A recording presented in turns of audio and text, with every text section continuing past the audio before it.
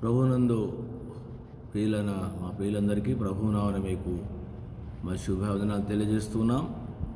ఈ దినమున మన యొక్క బైబిల్ పఠనము పరిశుద్ధ గ్రంథం బైబిల్ను ఆధారం చేసుకొని కార్య ఆరంభం కంటే కార్య అంతము మేలు అనే ఈ భాగాన్ని అనుసరించి ఈ చివరి దినాలలో ఉన్నటువంటి మనము దేవుని బిడ్డలంగా మనం గమనించాలి. ఈ అంచె దినములలో జరుగుతున్నటువంటి సందర్భాలు పరిస్థితులను చూసినటువంటి మనము ఏ విధంగా దేవుని కొరకు జీవిస్తూ ఉన్నాము ఈ చివరి దినాలలో. ప్రభు అదే చెప్పినాడు, ఇవన్నీ ఆయన రాకటకు యుగ సమాప్తి సూచనలు, కాబట్టి మీరు జాగ్రత్త కలిగి ఉండాలని ఈ వచనాన్ని ఆధారం చేసుకొని ప్రసంగి గ్రంథము 7:8 కార్యారంభం కంటే కార్యాంతము మేలైనటువంటి భాగాన్ని అనుసరించి ధర్మశాస్త్రంలో నుండి నిర్గమకాండము 22వ అధ్యాయము 25వ వచనము నుండి 27 వచనాలు, ఈ 3 వచనాల యొక్క సందర్భాన్ని దేవుడు తన ప్రజలైనటువంటి ఇశ్రాయేళ్లకు దైవజనుడు మోషే ద్వారా ఇచ్చినటువంటి ధర్మశాస్త్రం. వారు ఈ ధర్మాన్ని అనుసరించవలసిన వారుగా ఉంటున్నారు. ఈ ధర్మ శాస్త్రాన్ని లేక దేవుడి చుట్టూ ఈ ధర్మాన్ని వారు అనుసరించాలి, పాటించాలా, వారు ఆ విధంగా చేయాలి. అందుకో ఇక్కడే అందులో ఉన్నటువంటి విషయం ఏంటంటే, నా ప్రజల్లో నీ యొద్ద నుండి ఒక బీదవానికి సొమ్ము అప్పిచ్చిన ఎడల వడ్డీకిచ్చు వాని వలె వాని ఎడల జరిగింపకూడదు, వానికి వడ్డీ కట్టకూడదు. గమనించండి, మొదటి భాగంగా మనము నా ప్రజలలో నీ యొద్ద నుండి ఒక బీదవానికి సొమ్ము అప్పిచ్చిన ఎడల వడ్డీకిచ్చు వాని వలె వానికి ఏం కట్టకూడదట? వడ్డీ కట్టకూడదు. బైబిల్ పరంగా మనకు కొన్ని వడ్డీ విషయాలు రాయబడ్డాయి. కీర్తనలో కూడా దేవుని దాసుడు ఈ విధంగా తెలియజేసినటువంటి సందర్భాలు మనకు కనబడతాయి. కాబట్టి దేవుని బిడ్డలారా, మొదటిదిగా వడ్డీ అనేటువంటి విషయానికి వస్తే ఎంతవరకు మనకు కరెక్టు అనేటువంటి విషయము ఇది మీరందరూ కూడా ఎరుగుదురు. గమనించండి. ఎందుకంటే 15వ కీర్తనలు అంటాడు, యెహోవా నీ గుడారములో అతిథిగా ఉండదగిన వాడెవడు, నీ పరిశుద్ధ పర్వతం మీద నివసింపదగిన వాడెవడు. గమనించండి, యథార్థమైన ప్రవర్తన కలిగి నీతిని అనుసరించు హృదయపూర్వకంగా నిజం పలుకువాడే. అటివాడు నాలుకతో కొండెములాడడు, తన చెలికానికి కీడు చేయడు, తన పొరుగువాని మీద నింద మోపడు, అతని దృష్టికి నీచుడు అసహ్యుడు. అతడు యెహోవా యందు భయభక్తులు కలిగిన వారిని సన్మానించును, అతడు ప్రమాణం చేయగా నష్టము కలిగినను మాట తప్పడు. 5వ వచనంలో తన ద్రవ్యమును వడ్డీకి ఇయ్యడు, నిరపరాధిని చెరుపుటకై లంచం పుచ్చుకొనడు. ఈ ప్రకారం చేయువాడు ఎన్నడూ కదలించబడు. దేవుని యొక్క గుడారములు అంటే దేవుని సన్నిధిలో, దేవుని రాజ్యంలో ఉండే వారిలో ఒక వ్యక్తి ఎవరంటే తన ద్రవ్యము వడ్డీకి ఇయ్యడు, నిరపరాధిని చెరుపుటకై లంచము పుచ్చుకోడు. ఒకటి లంచం పుచ్చుకోడు, ఒకటి వడ్డీకి ఇవ్వడు. కాబట్టి ఇది దేవుని వాక్యంలో రాయబడ్డది. ఇక్కడ ఏమంటాడంటే, ఇక్కడ దేవుని దాసుని ద్వారా ఏమంటాడంటే, నీ ప్రజల్లో నీ యొద్ద నుండి ఒక బీదవానికి సొమ్ము అప్పిచ్చిన ఎడల వడ్డీకిచ్చు వాని వలె వాని ఎడల జరిగి. వడ్డీకిచ్చు వాని అంటే అప్పు అంటే అప్పు ఇయ్యొచ్చు, కానీ వడ్డీ విషయంలో జాగ్రత్తగా ఉండాలి. బీదవానికి అన్నాడు. ఎవరికి? ఇక్కడే రాయబడిన మాటను చూస్తే బీదవానికి. దేవుని బిడ్డలారా, మన ప్రజల మధ్యలో కూడా మన మధ్యలో కూడా చాలామంది బీదవారు ఉన్నారు. కాబట్టి మనం వాళ్ళకు ఒకవేళ అప్పు ఇవ్వచ్చు, ఎందుకంటే దేవుడు మనకి ఇచ్చినాడు, ధనవంతులుగా చేసినాడు, కాబట్టి వానికి అప్పు ఇవ్వచ్చు, కానీ వడ్డీ కట్టకూడదంట. ఎవరు అంటే వాడు బీదవాడు. ఇంకోటి ఎవరు అంటే నా ప్రజల్లో వేరే వాళ్ళ గురించి మాట్లాడుతున్నటువంటి మాట కాదు, ఇది అన్నజనుల గురించి కాదు. నా ప్రజల్లో అంటే ఒకటి దేవుని బిడ్డలలో, దేవుని మందిరాలలో ఎవరైతే బీదవారుగా ఇవ్వలేని పరిస్థితుల్లో ఉన్నారో వారికి దేవుడు మనకు కలిగించినాడు. కాబట్టి మనం వానికి ఏమి ఇవ్వాలంటే అప్పు ఇవ్వాలా. నూతన నిబంధనలో అంటాడు, వానికి ఇవ్వడానికి నీవు వెనుకంజ వేయొద్దు వాని విషయంలో. ఎందుకంటే దేవుడు దయగలిగినటువంటి దేవుడు. ఆయన మంచి వారి మీదను చెడ్డవారి మీదను తన యొక్క సూర్యుని ఉదయింపజేస్తున్నాడు, అన్నీ ఇస్తున్నాడు. కాబట్టి అందరికీ ఉపకారి ఆయన. ఒకవేళ వాడు నీకు ఇవ్వలేటువంటి యొక్క విధానం నీ మనసులో ఏమైనా ఉన్నట్లయితే అట్లాంటిది ఏం పెట్టుకోకుండా వానికి ఏమి ఇవ్వాలంట? వడ్డీకి ఇవ్వద్దు, కానీ అప్పు మాత్రం ఇవ్వచ్చు. వడ్డీ గురించి మీరు తర్వాత చూసుకోండి. మిగతా వారికి వడ్డీకి ఇచ్చేవాళ్ళు ఉన్నారు, వడ్డీ తీసుకునే వాళ్ళు ఉన్నారు. సరే, ఆ వడ్డీ విషయంలో మిగతా వారి విషయంలో ఇక్కడ రాయబడి ఉంది. వారి విషయంలో అన్యజనులకు ఇచ్చేటువంటి వడ్డీ విషయం కూడా రాయబడి ఉంది. కానీ నేను చెప్పే మాట ఏంటంటే, నా ప్రజలు నీ యొద్ద ఉండు ఒక బీదవాని. నా ప్రజలలో ఎవరి ప్రజలట? దేవుని ప్రజలు అనేటువంటి విషయానికి వస్తే 3 రకాలుగా ఉండవచ్చు, లేక 2 రకాలు. 3 రకాలు. ఒకటి, ప్రపంచమంతా కూడా ఆయన ప్రజలే. ఈ ప్రపంచంలో ప్రతి మానవుణ్ణి ఒకే ఒక్క దేవుడు సృష్టించినాడు. దీంట్లో సందేహం ఏం లేదు. ఏ జాతి, ఏ కులము, ఏ ప్రజలైనా, ఎక్కడి వాళ్ళైనా కూడా ఆయన ప్రజలే, ఆయన సృష్టి. ఎందుకంటే ఆదాము అనే ఒక మనిషిని ఆయన సృష్టించినాడు. ఆదాము అవ్వల ద్వారానే ఈరోజు సర్వ ప్రపంచంలో ఉన్నటువంటి మానవులు ఉన్నారనేటువంటి సంగతి మనకు తెలుసు. అపోస్తల కార్యం 17వ అధ్యాయంలో ఆయన ఒకడి నుండి ప్రతి జాతి మనిషిని సృష్టించినాడు అనేటువంటి, ప్రతి మనిషి అక్కడి నుంచి వచ్చినాడు. ఇందులో ఆయన ప్రజలు అన్నాడు. అంటే ఇప్పుడు ఏమన్నారంటే వీళ్ళందరూ ఆయన ప్రజలే, కానీ ఎవరైతే ఆయన ఎరిగినారో దేవుడు వారిని ప్రత్యేకపరుచుకున్నాడు. ఇక్కడ యూదా, ఇశ్రాయేలు యొక్క ప్రజల గురించి మాట్లాడుతున్నటువంటి మాట మనం అనుకోవచ్చు. ఆయన ప్రజలు, అందుకనే వారి ప్రజలు ఏ విధంగా ప్రపంచంలో ఉన్నటువంటి వాళ్ళు ఉన్న ఆయన ప్రజలైనా కూడా ఈ ధర్మాన్ని పాటించరు కదా, వాళ్ళకు సంబంధం లేదంటారు కదా. కాబట్టి ఎవరైతే ఆయన ఏర్పాటు చేసుకున్నాడో వాళ్ళ గురించి మాట్లాడుతున్న మాట ఏంటంటే నా ప్రజలు అంటే యూదా, ఇశ్రాయేలు యొక్క ప్రజల్లో ఉన్నటువంటి వారు బీదవారై ఉండవచ్చు. బీదవారు ఉన్నారని రాయబడింది బైబిల్లో, బీదవారు ఉన్నారని చెప్పి. ఇదే దేవుని దాసుడు మోసే గారి ద్వారా దేవుడు ఓ మాట చెప్తా ఉంటాడు. 15 ద్వితీయోపదేశకాండము 15వ అధ్యాయంలో ఈ విధంగా రాయబడి ఉంటుంది. ద్వితీయోపదేశకాండము 15వ అధ్యాయంలో దేవుడే మోసే ద్వారా చక్కని విషయాలను ప్రజలు ఏ విధంగా ఉండాలనే యొక్క విషయాన్ని గుర్తు చేస్తూ ఉంటాడు. గమనించండి, 15వ అధ్యాయంలో 5వ వచనం, కావున నేడు నేను నీకు ఆజ్ఞాపించు నీ ఆజ్ఞలన్నింటినీ అనుసరించి నడుచుకున్నటకు నీ దేవుడని యెహోవా మాట జాగ్రత్తగా వినిన యెడల మీలో బీదలు ఉండరంట. ఇది మొదటి విషయం, బీదలు ఉండరు. కానీ అయినా ఏమంటాడు దేవుడు ఇక్కడ మాట ఏంటంటే, ఏలైనగా నీ దేవుడైన యెహోవా నీతో చెప్పి ఉన్నట్లు నిన్ను ఆశీర్వదించును గనుక నీవు అనేక జనములకు అప్పిచ్చెదవు కానీ అప్పు చేయవు, అనేక జనములను ఏలుదువు కానీ వారు నిన్ను అంటే ఎట్లా చేస్తారు? దేవుని బిడ్డలను అప్పిచ్చేవారుగా చేస్తారు. అందుకే నువ్వు అప్పియవచ్చు, వడ్డీ కాదు అప్పి ఇచ్చేవారుగా చేసినాడు. 7వ వచనం, నీ దేవుడని యెహోవా నీకిచ్చున్న దేశములో నీకిచ్చుచున్న దేశమందు నీ పురములలో ఎక్కడైనా నీ సహోదరుల్లో ఒకడు బీదవాడై ఉండినేడలా బీదవాడైన నీ సహోదరుని కనికరింపకుండా నీ హృదయము కఠినపరుచుకొనకూడదు. నీ చెయ్యి ముడుచుకొనక వాని కొరకు అవశ్యంగా చెయ్యి చాచి వాని అక్కర చొప్పున ఆ ఎక్కర చాలినంత అవశ్యంగా వానికి అప్పియవలను. వానికి ఎంత ఉందో వానికి ఇవ్వాలా. తర్వాత విడుదల సంవత్సరం గురించినటువంటి యొక్క బీదవాని గురించి రాయబడి ఉంది. ఇంకోటి, నీవు నిశ్చయముగా వానికి ఇయ్యవలను, వానికి ఇచ్చినందుకు మనసులో విచారపడకూడదు. ఎందుకు విచారపడతామంటే వానికి ఇస్తే ఇస్తాడో ఇయ్యడో అని చెప్పేసి చాలాసార్లు డబ్బు ఇచ్చేవారికి ఉన్నటువంటి డౌట్స్. అందుకనే చాలామందికి ఇవ్వరు. దేవుని బిడ్డలారా గుర్తించండి, ఎవరి గురించి కూడా మనం నిరాశ పడొద్దంట. వాడు ఇస్తాడు ఇవ్వడని కాదు, ఎందుకంటే దేవుడు మనకి ఇస్తాడు. మనల్ని ఎట్ట చేస్తాడంటే అప్పు దేవుని మాట ప్రకారం కనుక మనం జీవిస్తే అప్పు ఇచ్చేవారిగానే చేస్తాడు, కానీ అప్పు తీసుకునేవారిగా చెయ్యడు అంటాడు. అందుకొరకనే వాడు ఇవ్వడని చెప్పేసి వాడు వీడి చేయని చెప్పేసి అనేటువంటి విషయం వద్దు. ఇంకొక విషయం కూడా గుర్తుపెట్టుకోండి, అప్పు తీసుకునేటువంటి వారి గురించి కూడా నాకు గుర్తుకొచ్చినట్టు మాట నేను చెప్తున్నాను. ఇది మేము ఎన్నో సంవత్సరాల క్రితము ఈ మాటను మేము చదువుతూ వచ్చినాను. చాలామందికి నేను చెప్తున్నాను.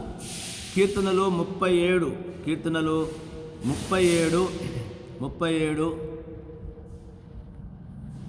అధ్యాయంలో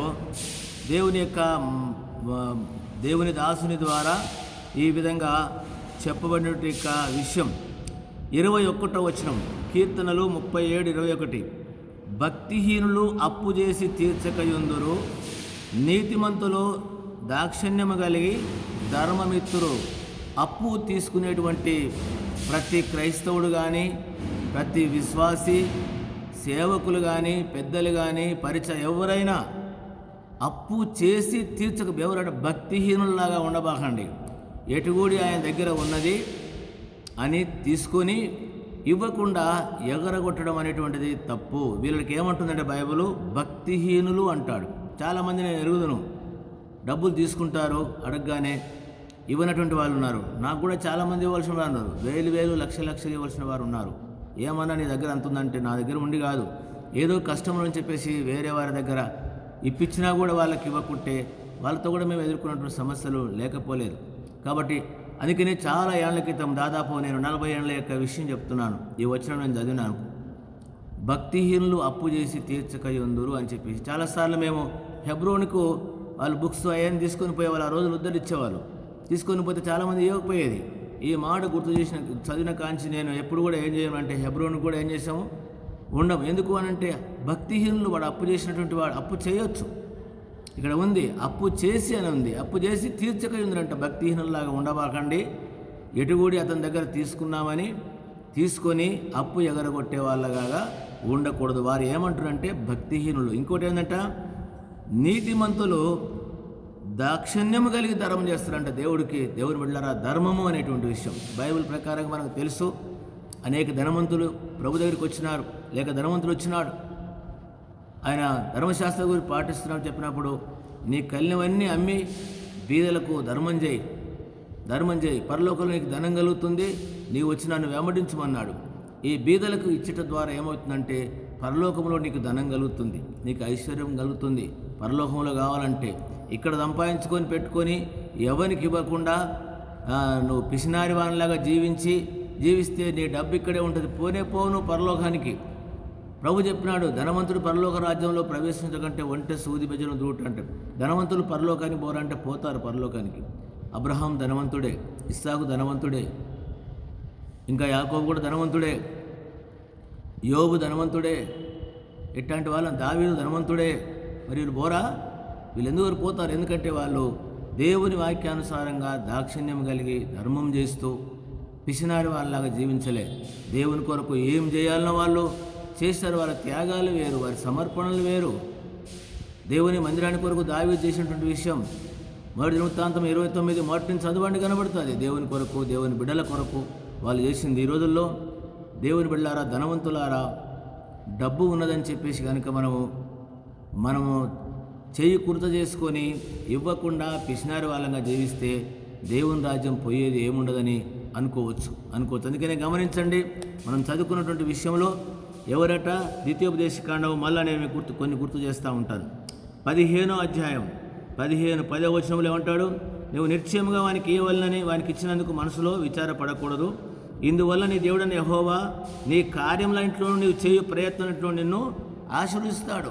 వాడు నీకు ఇవ్వకపోయినా వాడు భక్తిహీనుడైతాడు, దేవుని దగ్గర వాళ్ళు లెక్క అప్పగిస్తాడు. కానీ నీకు మాత్రం నీ పనులన్నిటిలోనూ నిన్ను దేవుడు ఆశీర్వదిస్తాడు, నిన్ను దీవిస్తాడు. ఇది గుర్తుపెట్టుకోండి. 11వ వచనం, బీదలు దేశములో ఉండక మానరు, అందుచేత నీ దేశములో ఉన్న నీ సహోదరులకు, దీనులకు, బీదలకు అవశ్యముగా నీ చెయ్యి చాపవలనని నీకు ఆజ్ఞాపించున్నాను. దయచేసి ఈ భాగం అంతా కూడా తర్వాత చదువుకోండి. ఎందుకంటే బీదల విషయంలో, ఎందుకంటే దేవుడు ఇచ్చిన ఆజ్ఞ, బీదలు ఉండక మానరు, వారు ఉంటారు. కానీ ధనవంతులమైనటువంటి మనము దేవుని బిడ్డలుగా ఉన్నటువంటి మనకేమైనా ఉన్నట్లయితే ఆ బీదవారికి, ఆ కష్టమైనటువంటి వారికి ఇవ్వవలసిన వారం.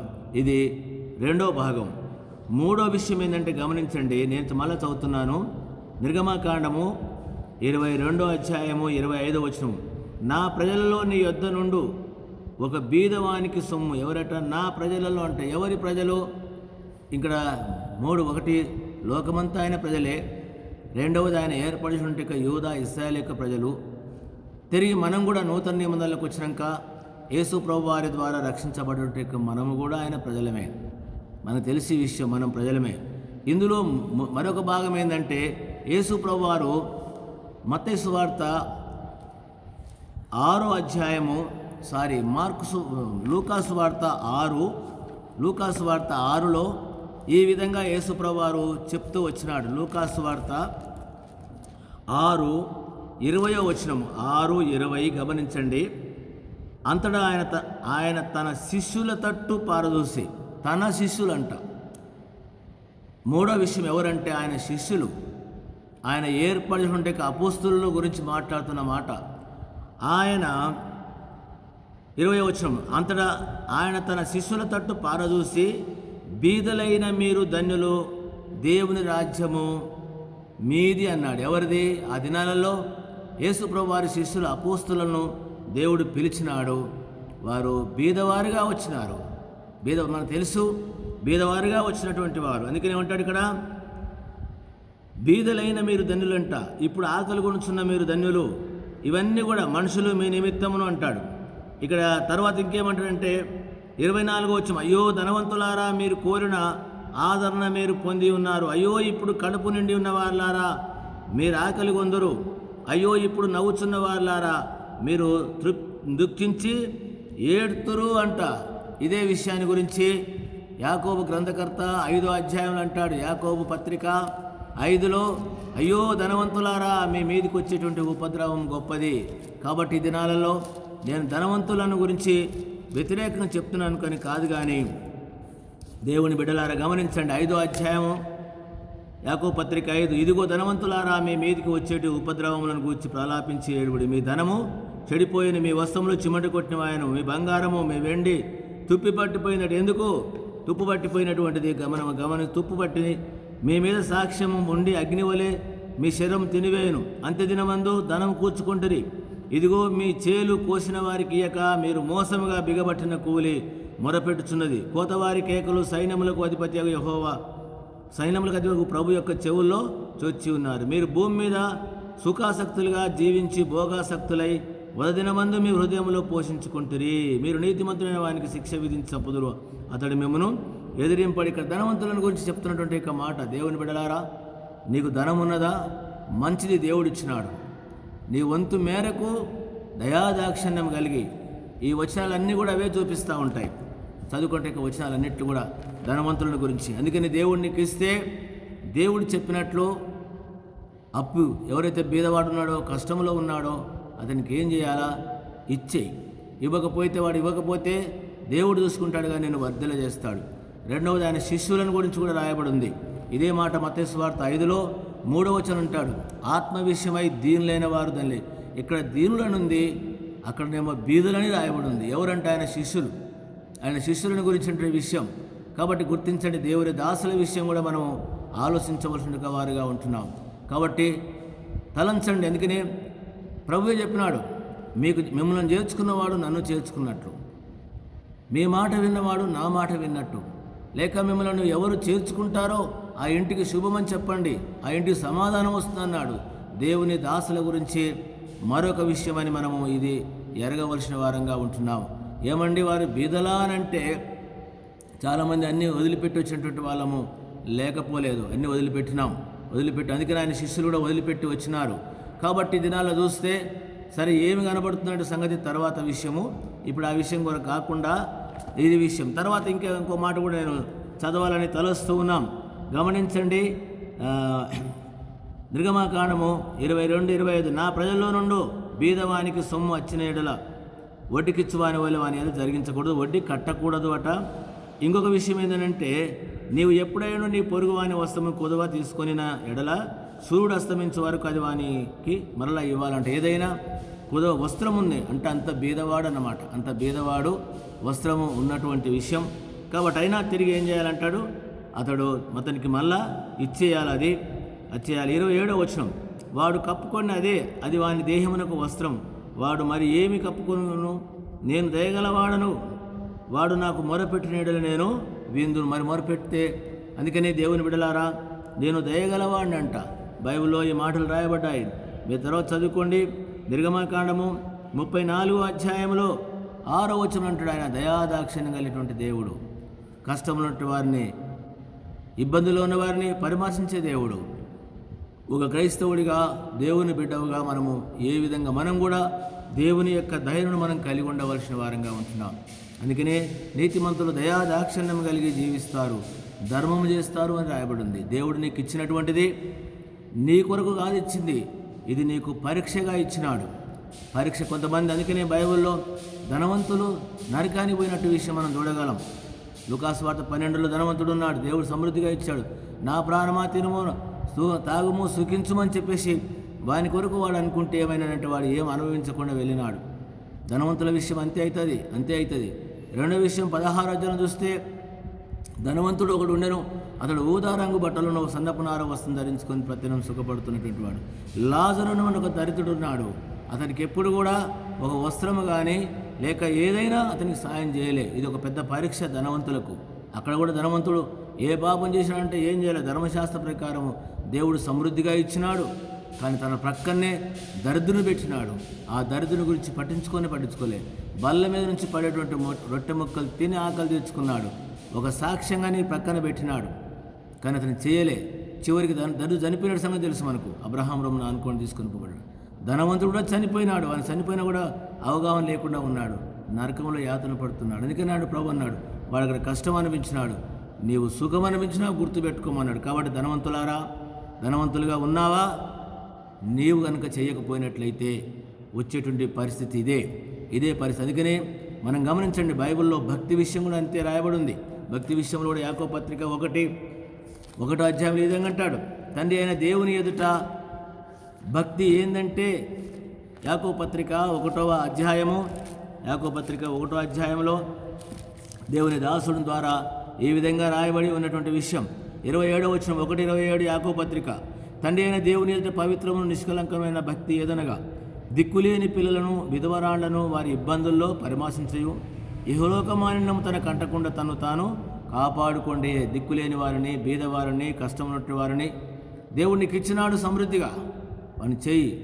బీదలకు అప్పించేవాడట, యెహోవాకు అప్పించేటువంటి వాడట.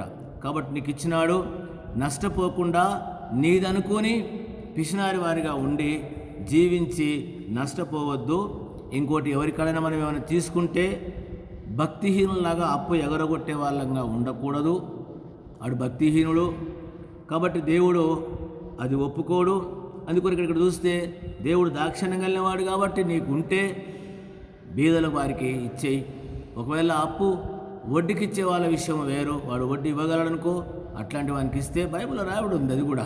అది కూడా ప్రభు చెప్పినాడు, నేను షావుకారులతో ఉంటే నేను వడ్డీ తీసుకుంది కదా అన్నాడు. ఇంకోటి అన్యాయమైనటువంటి వడ్డీ కూడా కాదండి.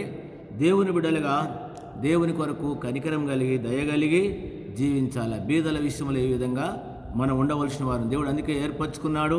ఒక సాక్ష్యంగా మనము దేవుని కొరకు మనము జీవిస్తాము. మనకున్నటువంటి యొక్క దానిలో తోటి వారికి కూడా సహాయం చేసే వాళ్ళంగా ఉందాము.